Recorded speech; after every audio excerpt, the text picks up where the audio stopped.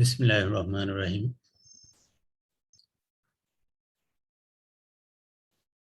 সৌমনি সরকারি এসএ কলেজের দ্বাদশ বিজ্ঞান শাখা ছাত্রছাত্রীবৃন্দ, উচ্চতর গণিত বিষয়ের অনলাইন ক্লাসে তোমাদের স্বাগত জানাচ্ছি।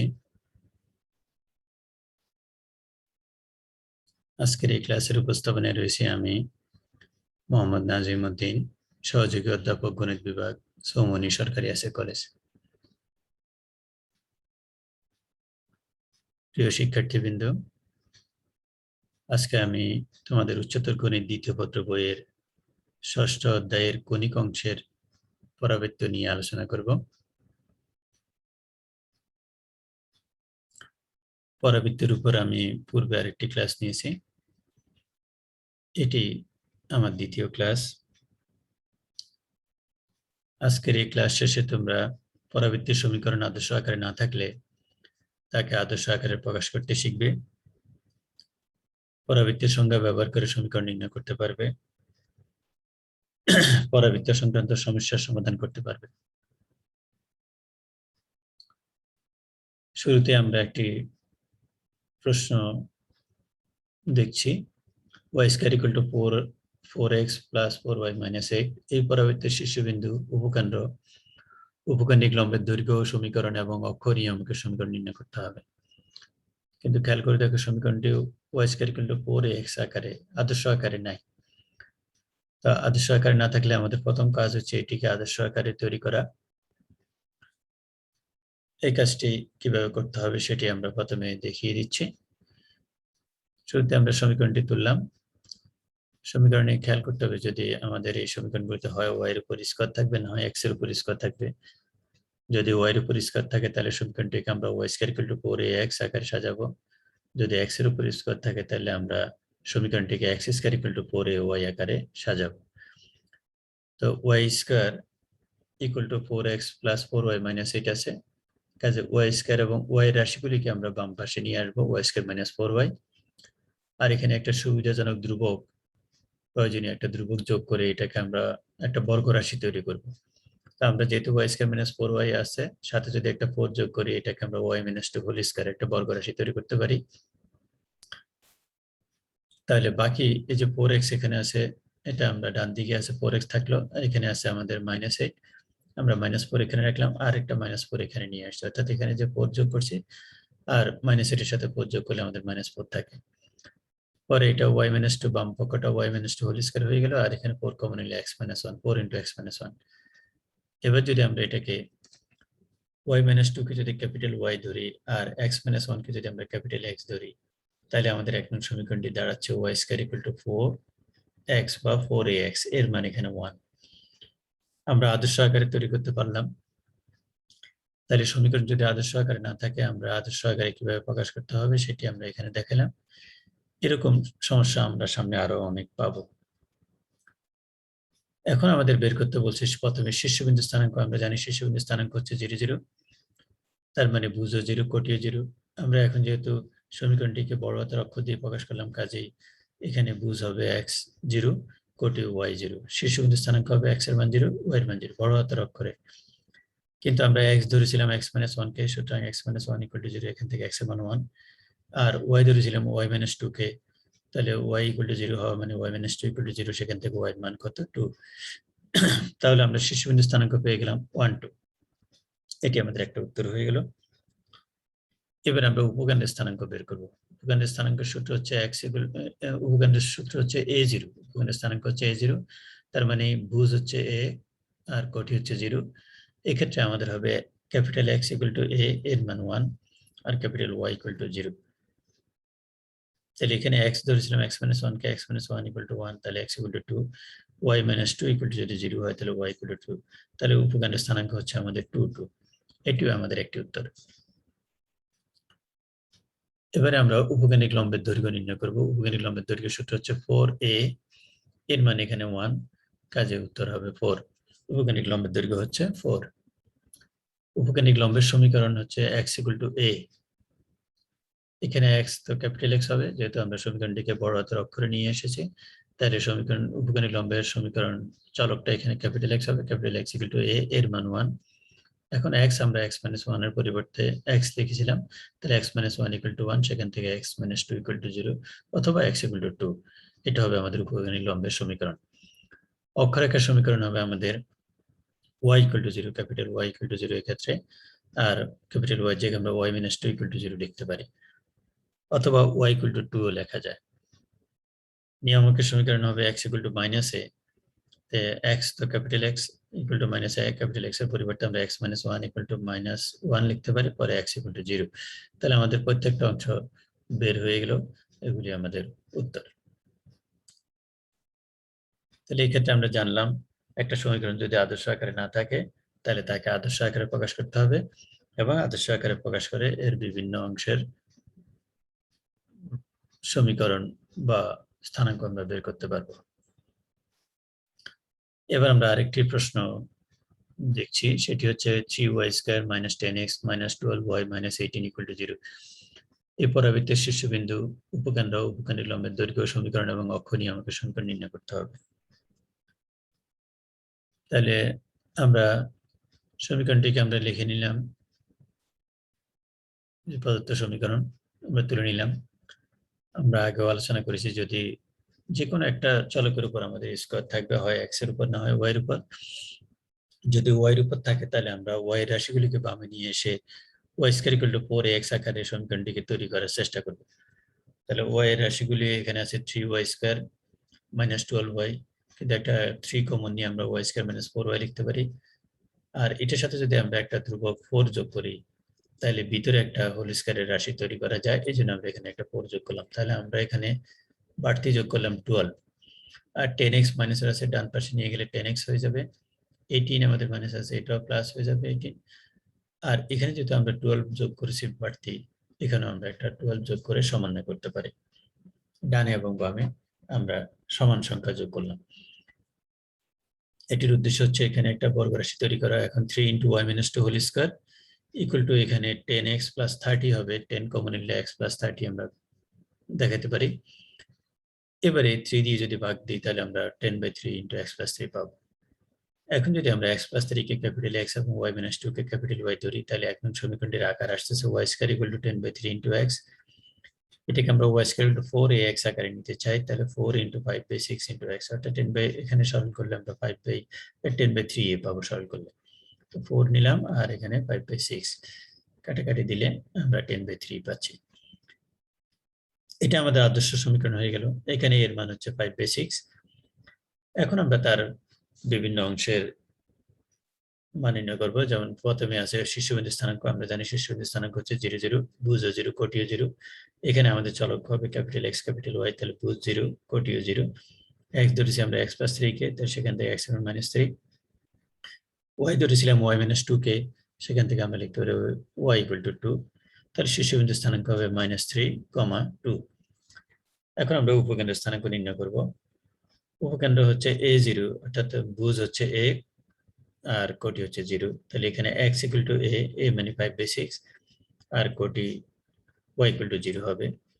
এখন x এর পরিবর্তে x + 3 = 5/6, এখান থেকে x এর মান বার করলে 3 টাই পাশে মাইনাস করে সরল করলে আমরা -13/6 পাচ্ছি। আর y - 2 = 0 হলে y এর মান 2 পাচ্ছি। তাহলে আমাদের শীর্ষবিন্দু স্থানাঙ্কটা হচ্ছে উপকেন্দ্র স্থানাঙ্কটা হবে আমাদের -13/6, 2। এটি আমাদের আরেকটি উত্তর। এবার আমরা উপকেন্দ্রিক লম্বের দৈর্ঘ্য বের করব। উপকেন্দ্রিক লম্বের দৈর্ঘ্য হলো 4a। আমরা পরম মান নিচ্ছি, ধনাত্মক দৈর্ঘ্য যেহেতু ঋণাত্মক হয় না, এখান থেকে এ কখনো ঋণাত্মক হলেও যেন আমরা ধনাত্মক মানটা পাই, সেই জন্য। তাহলে 4a এর মান 5/6 সরল করলে 10/3 পাচ্ছি আমরা উপকেন্দ্রিক লম্বের দৈর্ঘ্য। এখন উপকেন্দ্রিক লম্বের সমীকরণে x = a সূত্রে x = a এর মান হচ্ছে 5/6, আর x এর পরিবর্তে আমরা x + 3 লিখতে পারি। এখান থেকে আমরা যদি সরল করি তাহলে x এর ভ্যালু পাচ্ছি -13/6, বা কোনাকুনি গুণ করলে 6x + 13 = 0। অক্ষরেখার সমীকরণ y = 0, y এর পরিবর্তে y - 2 = 0 বা y = 2 লিখতে পারি। নিয়ামকের সমীকরণ x = -a, x এর পরিবর্তে x + 3, আর এর মান তো 5/6 আছে। তাহলে এখান থেকে আমরা সরল করলে 6x + 18, আর এই -5 এর পাশে চলে আসলে একসাথে 23 হয়ে যাচ্ছে। তাহলে এটি আমাদের আরেকটি উত্তর আমরা পেয়ে গেলাম। এই সমস্যাটিরও আমরা সমাধান করতে পারলাম। আমরা এখন আরেকটি প্রশ্ন পাচ্ছি, সেটি হচ্ছে 5x square plus 30x plus 2y plus 59 equal to 0 এই পরাবৃত্তের শীর্ষবিন্দু উপকেন্দ্রিক লম্বের দৈর্ঘ্য সমীকরণ অক্ষ নিয়ামকের সমীকরণ আগের অংশগুলির মধ্যে বিভিন্ন বিষয় বের করতে হবে। শুরুতে আমরা সমীকরণটিকে আদর্শ আকারে তৈরি করব। সেটি করার জন্য যেহেতু এই সমীকরণে x এর উপর স্কয়ার আছে, তাহলে x এর রাশিগুলিকে আমরা বামে রাখবো আর y এবং বাকিগুলি আমরা ডান পাশে নিয়ে যাব। তাহলে x এর রাশি এখানে আছে 5x স্কয়ার আর 30x, 5 কমন নিলে 6x। এখানে একটা সুবিধাজনক একটা ধ্রুবক আমরা যোগ করতে হবে। যদি আমরা 9 যোগ করি তাহলে অর্থাৎ x + 3 হোল স্কয়ার তৈরি করা যায়। 9 যোগ করলে এখানে আমরা 5 নং 45 যোগ করলাম। এটি আমাদের অর্থাৎ 45 এখানে লিখলাম, কিন্তু আমাদের আছে 59, বাকি 14 আমরা ডানে নিয়ে যাব। তাহলে এখানে থাকে 2y, ডান পাশে গেলে -2y, আর এখানে আমরা 45 লিখছি আর 14 বাকি রয়ে গেছে। এই 14 সমান চিহ্নের ডানে গেলে -14 হবে। এখন 5 × x + 3 whole square equal to এখানে -2 কমন নিলে y + 7, x + 3 whole square equal to 5 টা এই পাশে চলে আসলো -2/5 × y + 7, 1 নং সমীকরণ। এবারে যদি আমরা x + 3 কে ক্যাপিটাল X, y + 7 কে ক্যাপিটাল Y ধরি, তাহলে 1 নং সমীকরণটা আমাদের দাঁড়াচ্ছে x² = -2/5 × y। পরে এটাকে 4ay আকারে সাজালে 4 × এর মান হচ্ছে -1/10 × y। আমরা আদর্শ আকারে নিয়ে আসলাম। আমরা পূর্বের ক্লাসে আলোচনা করেছি যদি সমীকরণ x² = 4ay হয়, তাহলে আমাদের সূত্রের মধ্যে একটু পরিবর্তন আছে। অর্থাৎ যেটাতে আমাদের স্থানাঙ্কের ক্ষেত্রে যে এখানে ভুজ 0 হওয়ার কথা, সেটা এখন কোটি 0 হবে। আর আমাদের সমীকরণের ক্ষেত্রে যেগুলি আমরা সমীকরণ বের করার জন্য অক্ষরেখার সমীকরণ, যেগুলি আমাদের y = 0 ছিল, সেগুলি y এর পরিবর্তে x হবে, x এর পরিবর্তে y হবে। আচ্ছা, সেটা মাথায় রেখে আমরা এখন প্রথমে শীর্ষবিন্দু স্থানাঙ্ক বের করতে বলছে। শীর্ষবিন্দু স্থানাঙ্ক হচ্ছে 0 0, ভুজও 0, কোটিও 0। এই ক্ষেত্রে কোনো অসুবিধা নাই। x ও 0, y ও 0। এখান থেকে x এর মান x + 3 বসিয়ে আমরা x এর মান পাচ্ছি -3, y এর জায়গায় y + 7 বসিয়ে আমরা y এর মান পাচ্ছি -7। তাহলে আমাদের শীর্ষবিন্দু স্থানাঙ্ক -3, -7। এটি একটি উত্তর। উপকেন্দ্রের স্থানাঙ্ক, উপকেন্দ্রের স্থানাঙ্ক যদি আমরা y² = 4x পাই, তাহলে উপকেন্দ্রের স্থানাঙ্ক হলো a0, অর্থাৎ ভুজ হবে a, কোটি হবে 0। কিন্তু এই ক্ষেত্রে আমাদের যেহেতু সমীকরণটা x² = 4ay, তাই এখানে হবে ভুজ হবে 0, কোটি হবে a। তো ভুজ হলো x এর মান 0 আর কোটি হলো a, এর মান হচ্ছে -1/10। এখন x এর পরিবর্তে x + 3 বসে x এর মান -3 পাচ্ছি, y এর জায়গায় y + 7 বসালাম। সেখান থেকে আমরা -1/10 বা y এর মান পাচ্ছি -1/10, -7 সরল করলে -71/10। তাহলে আমাদের উত্তর হবে -3, -71/10। এবার উপকেন্দ্রিক লম্বের দৈর্ঘ্য, এখানে a যেহেতু ঋণাত্মক আছে, তাহলে 4a আমরা পরমান নেব। এখানে পরমান নিয়ে আমরা সরল করলে পাচ্ছি 2/5, অর্থাৎ আমাদের উপকেন্দ্রিক লম্বের দৈর্ঘ্য হলো 2/5। এখন আমরা উপকেন্দ্রিক লম্বের সমীকরণ আমাদের y² = 4ax আকারে থাকার সময় উপকেন্দ্রিক লম্বের সমীকরণ ছিল x = a, এখন হবে y = a। y জায়গায় y + 7 আর a তো বসলো। এখন এখানে সরল করলে y সমান -7 টা ওই পাশে +7 টা ওই পাশে -7 হয়ে যাবে। পরে সরল করলে -71/10 বা 10 দিয়ে গুণ করলে 10y + 71 = 0। এখন অক্ষরেখার সমীকরণ আমাদের আগে ছিল y = 0, এখন হবে x = 0। x এর জায়গায় x + 3 বসাইয়ে আমরা 0 লিখতে পারি। x = -3 ও তৈরি করা যায়, এটা দিলে হবে। ওই নিয়ামকের সমীকরণে আমাদের ছিল x = -a, কিন্তু এখানে হবে y = -a। y এর জায়গায় y বসলে আর -a এর মান যেহেতু -1/10, -a করলে এটা প্লাস হয়ে যাবে। y এর পরিবর্তে y + 7 = 1/10। আমরা সরল করলে এখানে 10y + 70 আর এখানে একটা 1 থাকে, 1 টা এই পাশে মাইনাস করলে 69 = 0। এটি আমরা আরেকটি উত্তর পেয়ে গেলাম। তাহলে প্রত্যেকটা অংশের সমীকরণ এবং স্থানাঙ্ক বের করা হলো। আমরা পরবর্তী প্রশ্নে যাই। এখন যে প্রশ্নটি দেওয়া আছে 5x² + 15x - 10y - 4 = 0 এই পরাবৃত্তের শীর্ষবিন্দু উপকেন্দ্রিক লম্বের দৈর্ঘ্য সমীকরণ এবং অক্ষ নিয়ামকের সমীকরণ নির্ণয় করো। একই রকম আমরা আগের মতো নিয়মে এটাকে আদর্শ আকারে প্রকাশ করব। আদর্শ আকারে প্রকাশ করে আমরা আগে দেখিয়েছিলাম যে 5x² + 15x, তাহলে 5 কমন নিয়ে x² + 3x, এভাবে আমরা একটা রাশি তৈরি করে নিব, যেন প্রথম বাম পাশটা একটা বর্গ রাশি হয়, বাকি অংশগুলি সমন্বয় করে আমরা আগের অঙ্কটার মতো তার প্রত্যেকটি অংশের মান এবং স্থানাঙ্ক বের করতে পারবো। এটি তোমরা নিজেরা করবা। এখন যে প্রশ্নটি পাচ্ছি x² + 6x + 3 = 0, এটিও একই রকমই আমরা বের করতে পারবো। একই নিয়মের একই রকমের সমস্যা, এগুলি আমরা তোমাদের করার জন্য দিলাম। y² = 6y - 4x = 0 পরাবৃত্তের ভূগণিক লম্বের দৈর্ঘ্য নির্ণয় করা। এটির কাজ আরো অনেক কম, শুধু ভূগণিক লম্বের দৈর্ঘ্য বের করতে হবে আদর্শ আকারে নিয়ে। এবার আমরা যে প্রশ্নটি পাচ্ছি সেটি একটু ভিন্ন রকম আছে। y² = 16x, এই পরাবৃত্তের উপরস্থ কোন বিন্দুর উপকেন্দ্রিক দূরত্ব 6। এই পরাবৃত্তের কোন বিন্দুর উপকেন্দ্রিক দূরত্ব যদি 6 হয়, তাহলে ওই বিন্দুর স্থানাঙ্ক নির্ণয় করা। আমরা পরাবৃত্তটির সমীকরণ লিখলাম, এটিকে আদর্শ আকারে প্রকাশ করলাম। এখানে এর মান হচ্ছে 4, y² = 16x, তার 4ax আকারে নিলে এর মান 4। দুই পরাবৃত্তটির উপর একটি বিন্দু pxy এবং উপকেন্দ্র হচ্ছে 40। পরাবৃত্তের উপর একটি বিন্দু আমরা জানলাম, আর উপকেন্দ্রের স্থানাঙ্ক হচ্ছে আমাদের 40। তাহলে পরাবৃত্তের উপর একটি বিন্দু যদি আমাদের p হয়, তাহলে আমাদের sp = হবে sp, যে দূরত্বটা s থেকে p দূরত্ব, এটাকে বলে উপকেন্দ্রিক দূরত্ব। এটার মান হচ্ছে 6, উপকেন্দ্রিক দূরত্ব 6, তাহলে sp = 6। আমরা sp বের করার আদর্শ আকারে, যেহেতু পুরোপুরি আদর্শ আকারে আছে, sp বের করার সূত্র হলো a + x = 6, a + x = 6। তাহলে এখান থেকে আমরা a প্লাস মানে x এর মান বের করে ফেললাম, এর জায়গায় 4 বসাইতে পারি, বসায় x এর মান বের করলাম কত, 2। এখন x এর মানটা যদি আমরা এখানে সমীকরণটাতে বসাই দিই, তাহলে y এর মান বের হবে। x এর মান হচ্ছে 2, তাহলে y² = 32, y এর মান হবে ±√32 বা ±4√2। তাহলে আমরা নির্ণয় বিন্দুর স্থানাঙ্ক পেয়ে গেলাম, অর্থাৎ উপকেন্দ্রিক যে বিন্দুর ওই বিন্দুর স্থানাঙ্ক যে বিন্দুর উপকেন্দ্রিক দূরত্ব 6, সেই বিন্দুর স্থানাঙ্কটা আমরা পেয়ে গেলাম 2, ±4√2। একই নিয়মের আমরা পরবর্তী যে অঙ্কটি, y² = 32x, এখানে আছে 16x, এখানে 32x, পরাবৃত্তের উপরস্থ কোন বিন্দুর ফোকাস দূরত্ব, ফোকাস মানে উপকেন্দ্র, আর ফোকাস দূরত্ব মানে উপকেন্দ্রিক দূরত্ব, আগে আছে 6, এখানে হলো 10, ওই বিন্দুর স্থানাঙ্ক নির্ণয় করে একইভাবে আমরা বের করতে পারবো।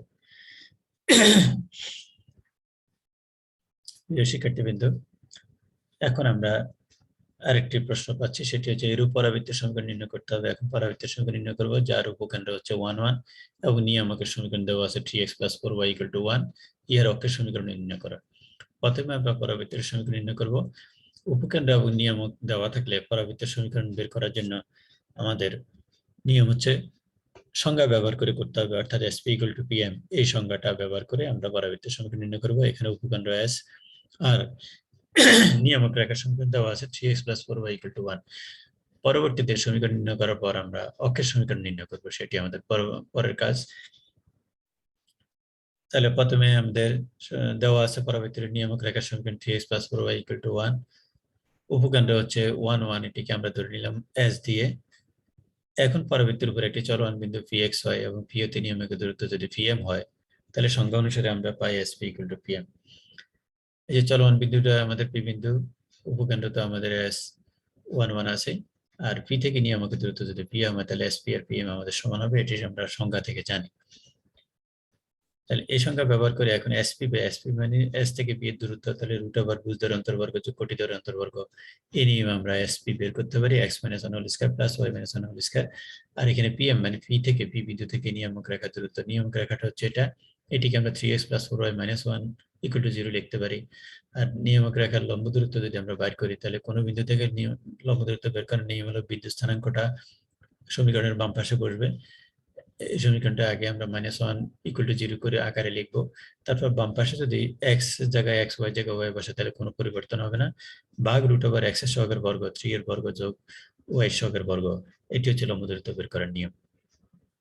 তাহলে এখন আমরা যদি বর্গ করি, এখানে রুট উঠে যাবে, এখানে হবে 3x + 4y - 1 whole square, আর নিচে রুট উঠে গেলে হবে 9 + 16 অর্থাৎ 25। 25 দিয়ে আমরা গুণ করবো এই পাশে কোনাকুনি, তাই 25, আর এখানে বর্গগুলি ভেঙে ফেলি, x² - 2x + 1, y² - 2y + 1।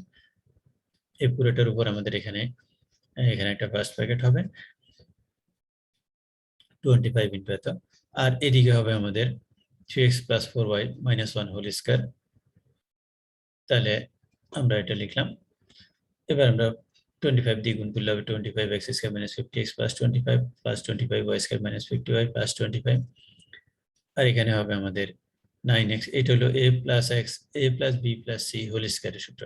a plus b plus c whole square আকারের সূত্রকে আমরা বাঙালি a square plus b square plus a square plus 2ab plus 2bc plus 2ca এটা পাবো। তাহলে প্রথমে 3x এর স্কয়ার করলে 9x স্কয়ার, 4y এর স্কয়ার করলে 16y স্কয়ার মাইনাস 1 এর স্কয়ার করলে 1, এবার 2ab 3 4 12 2 24, 3 4 12 12 2 24xy। এখানে একটু ভুল আছে আমাদের, এটা 24xy হবে, কারণ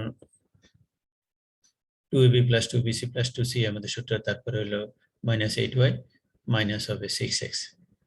আচ্ছা, এবার আমরা 16x স্কয়ার, এই যে 9x স্কয়ার আর 25x স্কয়ার মিলে আমাদের হলো 16x স্কয়ার, 16x স্কয়ার, আর এটা 12xy হবে, এটা এখন 24xy হবে, এখানে আমাদের ভুল আছে একটু।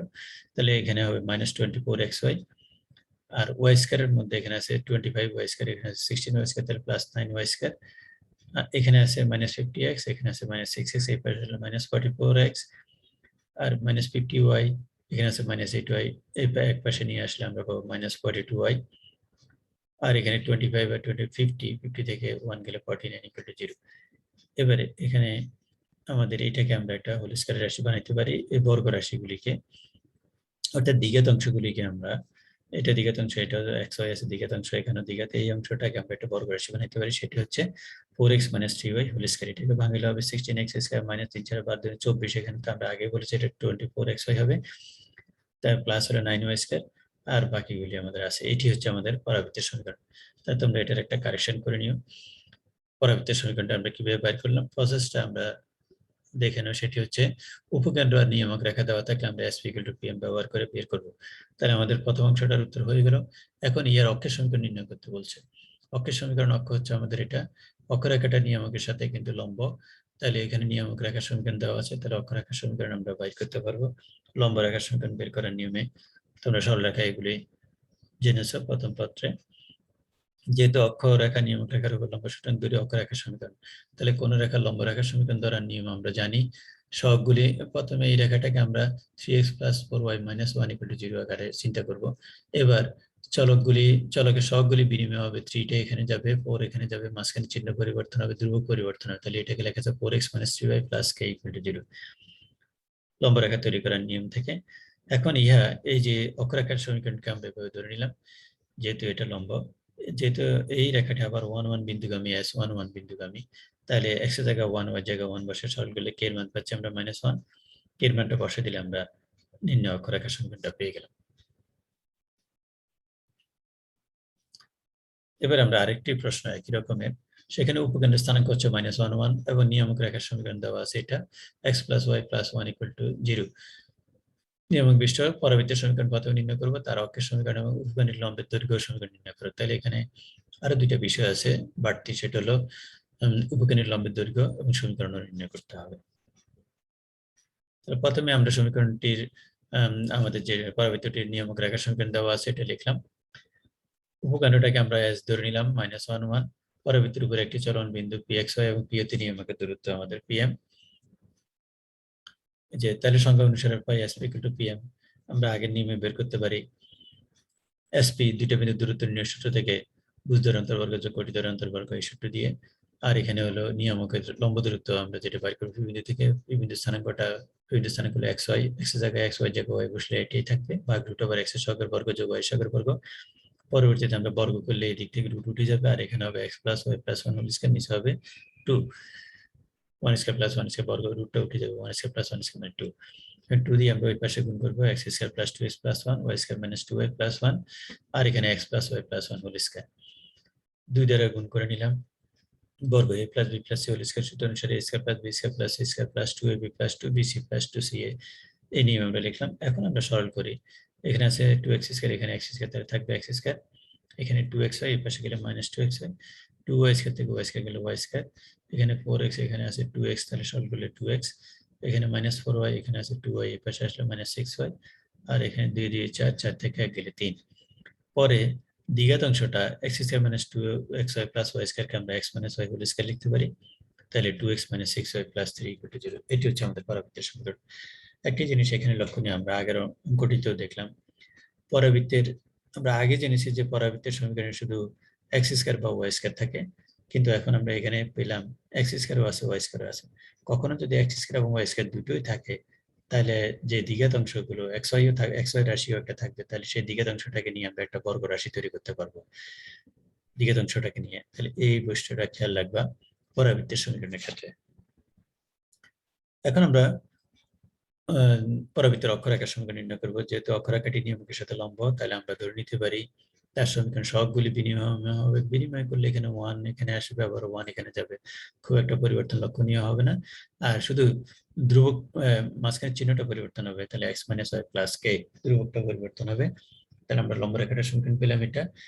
এইটা হচ্ছে আমাদের অক্ষরেখা। এই অক্ষরেখাটি আবার -1 1 বিন্দুগামী, অর্থাৎ s বিন্দুগামী।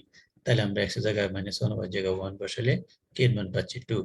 k এর মানটা আবার বসা দিলে আমরা নিম্ন অক্ষরেখার সমীকরণ পেয়ে যাব। এটি আমাদের একটা উত্তর। পরবর্তীতে আমাদের আছে উপকনিক লম্বের দৈর্ঘ্য ও সমীকরণ। উপকনিক লম্বের দৈর্ঘ্য বের করতে হবে এবং উপকনিক লম্বের সমীকরণ বের করতে হবে। প্রথমে আমরা উপকনিক লম্বের দৈর্ঘ্য বের করব, কিন্তু সমীকরণটা আমাদের আদর্শ আকারে নাই। এই অবস্থায় যদি আমাদের থাকে, আদর্শ আকারে যদি না থাকে, উপকনিক লম্বের দৈর্ঘ্য আমাদের বের করার জন্য এই যে এখানে যে একটা উপকনিক লম্ব হবে তার দৈর্ঘ্য বের করার নিয়ম হলো উপকেন্দ্র থেকে তার যে দূরত্ব, এই দূরত্বের দ্বিগুণ হবে। উপকনিক লম্বের দৈর্ঘ্যটা হলো, এখানে যে উপকনিক লম্বটা হবে সেটার দৈর্ঘ্য হবে উপকেন্দ্র থেকে নিয়ামক রেখার যে দূরত্ব তার দ্বিগুণ, 2 ইন্টু জেড। এইভাবে আমরা জানি সূত্রে, কিন্তু এখানে আমাদের জেডটা আমাদের নাই।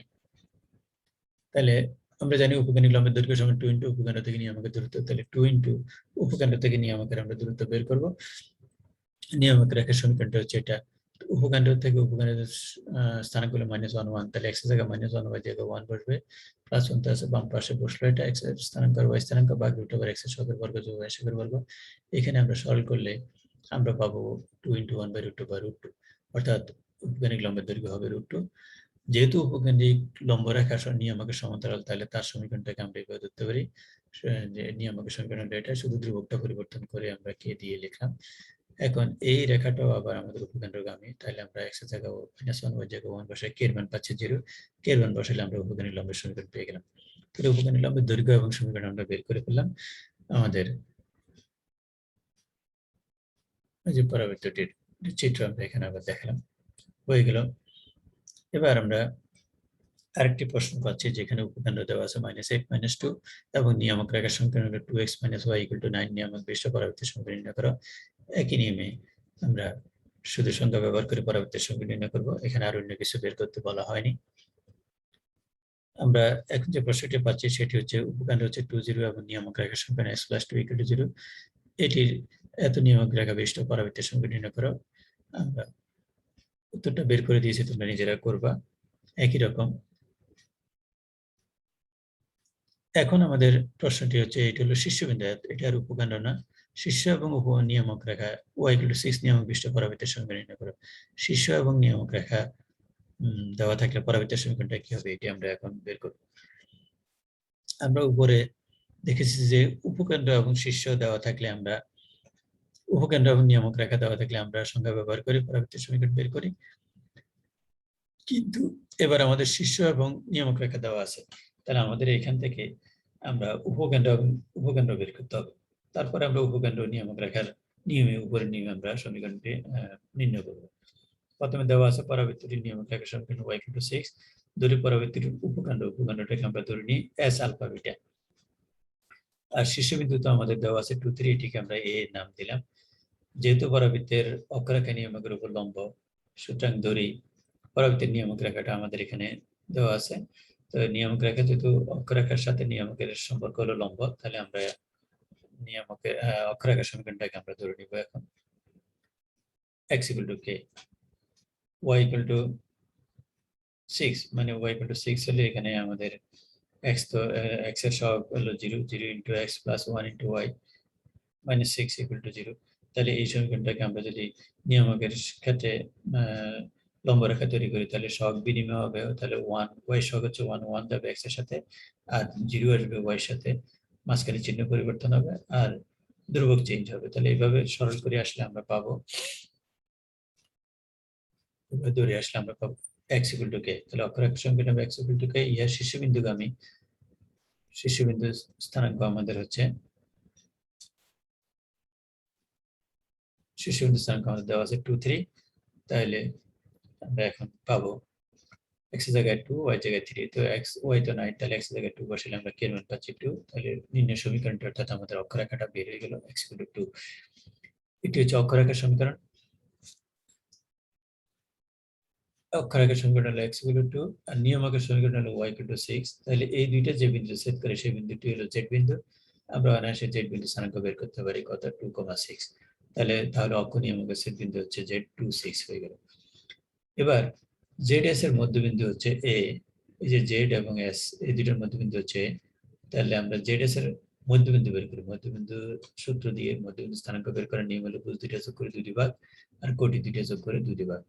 আমরা কিন্তু S বিন্দু স্থানাঙ্ক আগে ধরেছিলাম আলফা বিটা, তাহলে আলফা প্লাস 2/2 বিটা প্লাস 6/2, এটা হবে আমাদের 2 3, অর্থাৎ এই বিন্দু স্থানাঙ্ক হলো আমাদের 2 3। তাহলে এই মধ্যবিন্দুটা হবে এই বিন্দু স্থানাঙ্ক। এখান থেকে আমরা আলফা প্লাস 2/2 = 2, তাহলে আলফা প্লাস 2 এর মান 4, আলফার মান 2, বিটা প্লাস 6/2 = 3, বিটা প্লাস 6 এর মান 6, তাহলে বিটার মান 0।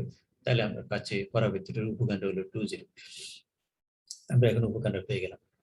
এখন যেহেতু উপকেন্দ্র আমাদের দেওয়া আছে, উপকেন্দ্র আমরা এখন বের করতে পারলাম, আর নিয়মক রেখা দেওয়া আছে, তাহলে উপকেন্দ্র আর নিয়মক রেখা ব্যবহার করে এবার আমরা পরাবৃত্তের সংজ্ঞা ব্যবহার করে সমীকরণটা নির্ণয় করব। এখন পরাবৃত্তের উপর একটি চলমান বিন্দু যদি px হয়, pও নিয়মকের দূরত্ব pm হলে সংজ্ঞা অনুসারে পাই আমরা sp = pm। তাহলে sp প্রথমে √, বুঝতে হবে যে sp s আর p এর দূরত্ব বের করে √, exponential square plus y - joule square মানে y স্কয়ার। এটার মানে হলো y - 6 হচ্ছে আমাদের নিয়মক রেখা।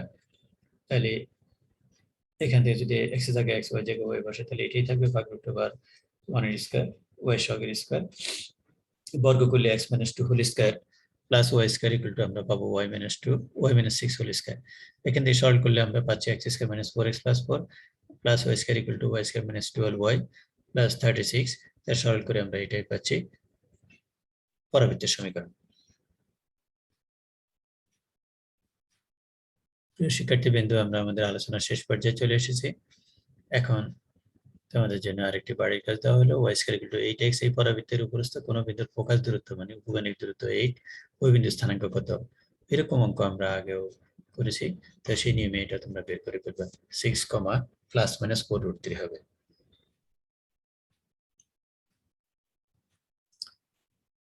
আজকে আমরা আলোচনা দীর্ঘায়িত করছি না। তোমরা ভালো থেকো, সুস্থ থেকো এই প্রত্যাশায় সবাইকে ধন্যবাদ জানিয়ে আজকের ক্লাস এখানে শেষ করছি। আল্লাহ হাফেজ।